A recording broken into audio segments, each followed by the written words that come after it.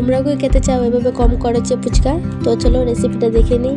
যেহেতু ঘরে সব কিছু দিয়ে বানাচ্ছি, তো দেখো আমি ফুচকাগুলো অলরেডি দোকান থেকে কিনে এনে রেখেছিলাম, তো তারপর এগুলোকে আমি ভেজে দিয়েছি। তো দেখতে থাকো।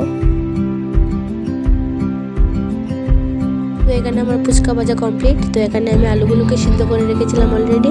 তো এখানে আমি দিয়ে দিয়েছি পেঁয়াজ কুচো, মরিচ কুচো, ধনেপাতা, ব্ল্যাক সল্ট, জিরে, এগুলো দিয়ে এখন আমি ভালো করে সুন্দর করে মেখে নেব।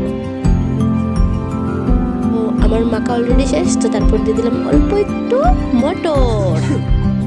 তো এই হলো আমার রেসিপি, জাস্ট রেডি। জলটা আগে রেডি করে নিয়েছিলাম, চাটনিটাও বানিয়ে নিয়েছি, এখন খাওয়া পালা।